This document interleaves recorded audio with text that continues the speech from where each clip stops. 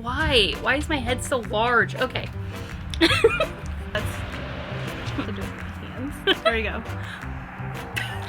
This is gonna be a problem, I can already tell.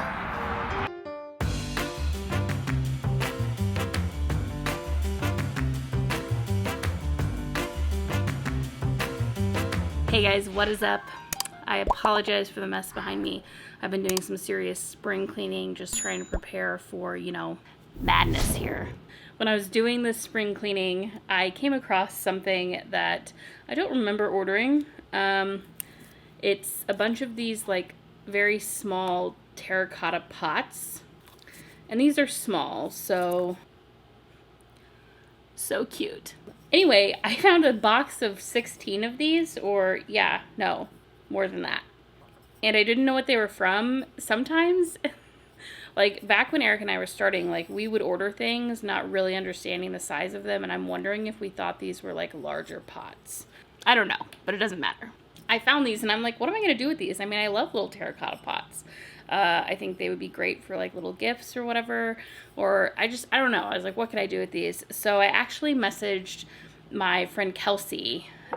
She is one of my dearest friends. We were roommates in college, and she owns the Plant House in Maryville, Missouri, which is not too far north of where I am. It's a greenhouse in Maryville.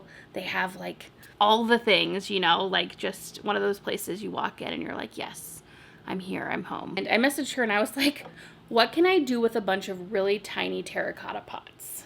And of course, she had some great ideas. And I was thinking, like, one, I should go ahead and go up there and show you guys around, have her talk a little bit about her ideas for these pots, and just kind of give myself and you all the opportunity to, you know, learn a little bit from some people who are running, you know, this large scale greenhouse.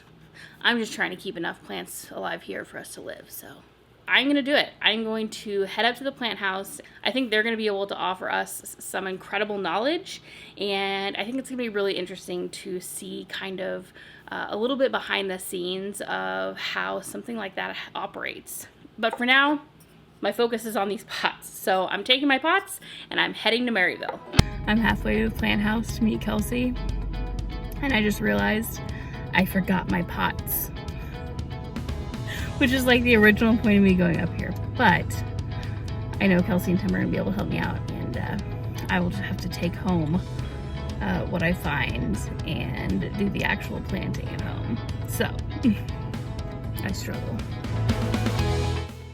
Hey guys, I have made it to the plant house here in Maryville, and I'm going to head inside, introduce you to Kelsey and Tim, and find out all the things there are to find out.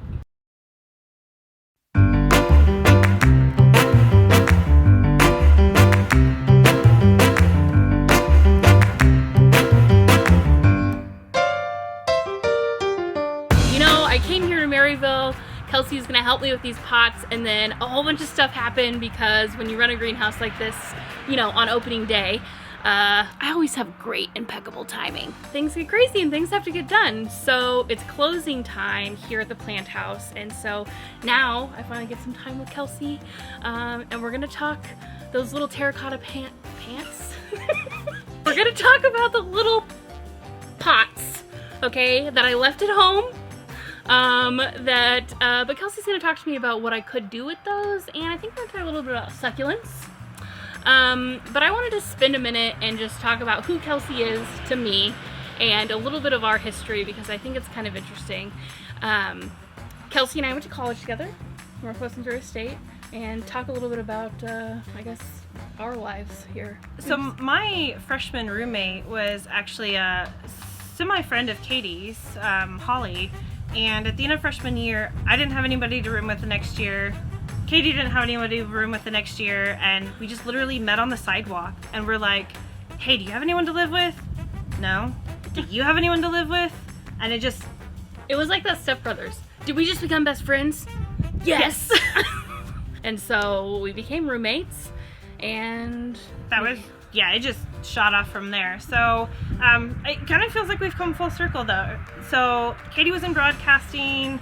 I kind of snuck in a little bit here and there, did some stuff for them. I hosted a homecoming parade. I thought that was like I was, The coolest. it was with Steve Serrano, so, but yeah, so I was a science major. I majored in biology. And I grew up on a farm. Katie grew up in the city, and now Katie's living on the farm and I'm living in the city. Yeah. And so like, I kind of left my full-time employment in like the broadcast world to like start this farm, start this homestead, like start living that life. And Kelsey, I bought a greenhouse. So, our first house had a lot of garden space, and I grew up gardening with my dad, and I don't like shopping at the big box stores. It's just, that's not how I grew up. We always went to like the local greenhouses, and so we just kept driving by this empty greenhouse to go to Iowa, to the greenhouse that I went to growing up, and it's like, why are we doing this? And we were doing farmers markets, and so our original idea was, hey, we'll just see if we can lease a greenhouse, to grow our plants in so that we can, make some money, selling produce. And then on St. Patrick's Day in 2018, we sat down with the previous owners, Rigo and Fred, and literally a 1-hour conversation turned into, okay, so we're going to meet with your plant broker, and we're going to do this, and yeah, you're going to start off with mums, and we're just kind of like, what did we just do? like, that's like the crazy thing though. I feel like Eric and I were like living in the city, and we're like, we're just going to go buy this land. We're just going to we're going to have a farm. It felt out of nowhere. Yeah. But at the same time, like, it felt like you should be doing it, right? Yeah. I'm just really excited about what they're doing here and passionate about it, and I think it is kind of important and just cool. And you should always shop local. Yes. To see like what they're doing, and not only what they're doing and how they're doing it, and just the wealth of knowledge that they have that they can pass on to people like me who, we have a large garden. It's going to be a market garden this year. Just growing your own food, and that we're doing that in a scale that is growing. And I think that people like Kelsey and Tim, which you'll meet Tim, if not in this video, in the next video, are, they can help us do that. Let's go inside. Okay, it's warm. Okay, so I told you before I left Kansas City to come here that I had found those pots, and I was like, what am I going to do with these? And of course I just messaged Kelsey and Tim, and I was like, help me. And Kelsey, like, of course responded with like, 3 or 4 things that I was like, okay, great. I was like, I knew I contacted the right people for this. So she gave me a few ideas, what were some of the ideas you gave some me? of the slower growing herbs, succulents, cacti, some of the small flowers, like fairy garden flowers that are going to stay small. Okay. Yeah. So I was like, okay, great. So I was like feeling the succulent thing, and I was like, do you have any succulents? And yeah, they got succulents here. So that's when I decided to drive up here. I don't know anything about succulents, so I thought Kelsey could talk us through it. You already know I forgot my pots, so we're gonna tackle that as well. Well, first off, I just want to note that succulents are actually a very wide encompassing classification or group of plants, and it actually includes cacti. The basic is that it's a plant that is going to house a lot of moisture or water inside of its leaves, so they're succulent. So a lot of people will kind of get them confused or think some things are or aren't succulents, but there's a whole bunch of different types. So that's kind of the first thing to start off with, is what is a succulent? There are many different types. You have everything from sedums to aloe veras. We have things like Haworthia, Echeveria, Kalanchoes. There's sempervivums, which are the hen and chicks. A lot of people are really familiar with those. But we also have cacti. Cacti are also succulents. So there are all different types. If you guys like jade plants, jade is a type of succulent as well. And it comes in a whole bunch of different varieties. You have like this red-tipped one. You have the big ones that people have, the big jade plants. You can have the ogre ears ones that I think look like Shrek's ears. One of the basic care things about succulents is that you cannot overwater them. If you want to kill a plant, very easily water your succulents too much. A lot of times people come in and they're like, I just can't grow them, I keep killing them, and I say, you're probably loving them to death. So they Sad. they really just take very little water. They basically, we say they can't have wet feet, so you got to let their feet dry out. Think about it, if your feet were like, if you have wet socks all day and your feet get all wrinkly, like, you don't like that. I don't like it. But they are super, super, super, super easy to take care of. They flower, they're gorgeous, there's all different colors. There's purples and pinks and blues and greens and whites. They're just an amazing plant. They can take full sun to filtered light, so they can be inside or outside. Some of them are perennial, which means you can plant them outside and they'll keep coming back. So they're really, really versatile, and they are in trend right now. They are, that is what people are coming from. So we have a lot. So something else that I think might be not true, you can tell me. I mean, there are some succulents out there that can grow like pretty tall. Oh yeah. Like if you don't like. Yeah, no, Okay. so plants are not like animals. Animals have basically a maximum size.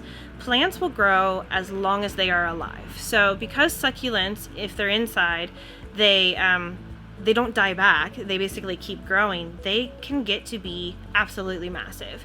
And I've got a few examples over there where I can show you like starting out, and here's where they are 3 years later. So. This is my jade, and again, this is a crassula, and this guy right here I got 3 years ago. So in the summer of 2018, from being like this size, now this isn't the same type, but he was about this big, and 3 years later now he's huge. Okay, so I see them some in these pots here. Mm-hmm. These are like the ones that I have, and then some are, how do you sell them here? We sell all of our succulents pre-potted into various sizes and price marks. It's just easier that way to transport, and that way you're not messing with the roots. Plants have very sensitive roots. They don't like to be exposed to the air unless it's like an orchid. So potted and in soil where we can control the water is the best way to go for us. So what would you recommend for my like little pots? So for your small pots, you want to either start off with a new pup, which is basically you've taken a cutting off of an established succulent, like a little miniature version, or something that's really slow growing, like a cactus. So cacti are going to grow slower than most of the other succulents, so they're going to sit in a smaller pot for a longer period of time. You could also cut back on your fertilizer so that you're not encouraging extra growth, and that'll keep them a little bit smaller as well. There are also certain varieties like Haworthia and the aloes, which grow a little bit slower. So there are some products you can buy that'll like leaf shine, and that'll basically help get rid of those, like, I don't know if you can see here, there's some hard water spots on these, so it makes them look just a little bit dull. You can also avoid that by watering directly into the pot on the soil and avoiding getting any of the water on the leaves, but because we're watering with big hoses, that's a little bit harder for us to do. Here's a cool thing that I didn't think about. So Kelsey has these in pots. She already mentioned that they sell them in the pots, not to disturb the roots, and so they're already kind of confined to that. And I have these pots, so what I'm going to do is I'm going to buy 12 different succulents, or 12 succulents, and then I am going to basically end up with 24 plants, because I am going to, what's it called? Propagate them. Propagate them. So succulents are really easy to propagate. Some of them make full-on pups, which are like miniature versions of themselves to the side. Other ones you can take cuttings of, stick them in soil, and you're going to get a brand new plant. See, isn't this great? Okay, so these are just some examples of ways that you can propagate your succulent. So this one right here is called an elephant bush. It's called an elephant bush because it's part of an elephant's diet in Africa, so this is what elephants eat. And what you can do with these is you can literally just take and cut sections off of the stem, put those in dirt, and you've got a brand new plant. You don't have to do anything special. You're literally just taking snippings or cuttings. Other ones, you're gonna have little actual baby plants called pups. You just pull those off of the mother plant and repot those, and you have new succulents as well. So that one's got like 4 pups on it. So this is like 5 plants in one pot. And you can see the same thing happening here on this Sempervivum. Now these are still quite small, but it's putting off a bunch of different pups. And this is what they call the hens and chicks, because you have the mother hen and then all the little baby chicks that go with it. Okay. If you don't repot them, what happens? So actually, if you don't repot your succulents, you're going to encourage them to reproduce more pups. They're going to think that they're in a really tight location and they need to flower, they need to reproduce. You can see here that in this pot, basically it's outgrown its pot, and so it started growing down the sides. And I literally in January just came and gave it like a bowl cut. I just took scissors around the whole edge, and then I made tons of pups from them. Here's another example of when it starts to outgrow its bowl. It'll start to flower, it'll start to put off pups, and that's also basically, it thinks it needs to reproduce in order to survive. Eventually they will outgrow their pots, but it's honestly not detrimental to anything like a succulent. Succulents are super easygoing as far as pot size. Do you want to, help me pick some out? Yes.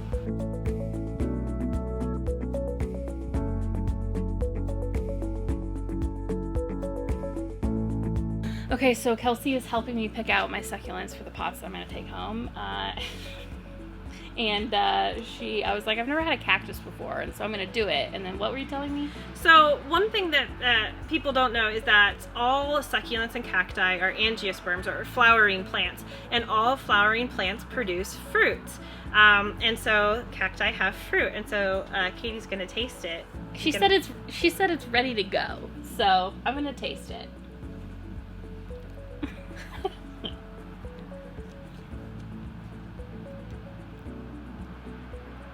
Why does that taste good? That's alarming. I mean, tequila comes from cacti, so. That's true. No, succulents, yeah. Agave. Yeah. It tastes like fruit. Like, yeah. It tastes like sweet. Yep, so you just ate a cactus fruit. Cool, let's get some more of those.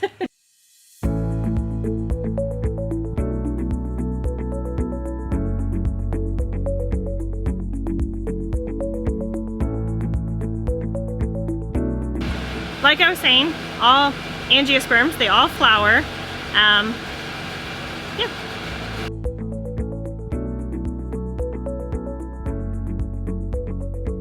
Okay, I've got my succulents. I'm ready to go. There's a lot more that I want to talk to Kelsey and Tim about before I leave. So this is actually going to be a series. If you want to tune in on Wednesdays during the month of March, I'm going to be talking to Kelsey and Tim a little bit more. I think there'll be a lot of interesting things. It's gonna be good. Anyway, we're gonna learn a lot from Kelsey and Tim, and we're also just gonna, I don't know if anyone else out there is like fascinated like I am when it comes to greenhouses, like commercial greenhouses that are like growing for people, like how they operate, those sorts of things. So we're gonna spend a little bit of time on that. But Kelsey, the plant house can be found on your website, right? Yep, planthouseMaryville.com. And of course, like if you're in northern Missouri or southern Missouri or Iowa or Nebraska, you can also just pop on over to the plant house here in Maryville. And I'll make sure that the website is in the description below. And if you have questions about these succulents, I might not be able to answer them, but I can find out. So go ahead and comment below if you have any questions about the succulents, and I can connect us with Kelsey and she can fill us in. As always, thanks for watching, and I'll see you next time.